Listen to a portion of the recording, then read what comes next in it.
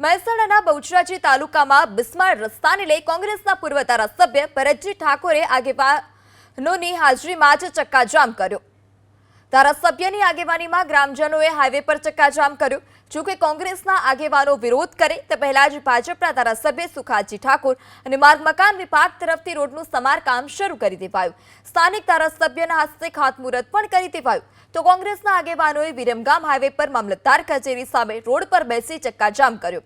ભાજપના ધારાસભ્યએ આરોપ લગાવ્યો કે કોંગ્રેસના ધારાસભ્યએ પોતાના કાર્યકાળમાં લોકોનું કામ કર્યું નથી અને હવે સસ્તી લોકપ્રિયતા મેળવવા માટે તેઓ વિરોધ કરવા પહોંચ્યા। તો આ તરફ માર્ગ મકાન વિભાગના ઇજનેરે ક્વોરી ઉદ્યોગમાં હડતાલને કારણે કામ શરૂ ન કરી શક્યાનો દાવો કર્યો।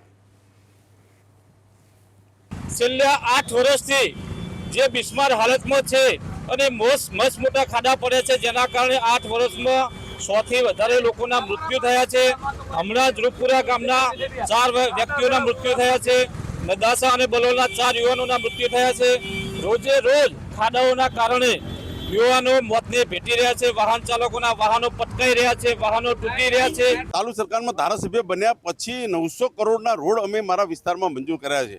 7 ગામને જોડતા વિકાસના કામોમાં 550 કરોડ એવા અસંખ્ય કામો સરકાર કામ કરી રહી છે, મંજૂર કરી રહી છે। ક્વોરી સ્ટ્રાઇકના લીધે એનું કામ શરૂઆત કરેલ ન હોય, પરંતુ હાલ આજના દિવસે એનું ખાતમુહૂર્ત કરી અને કામગીરી ચાલુ કરવામાં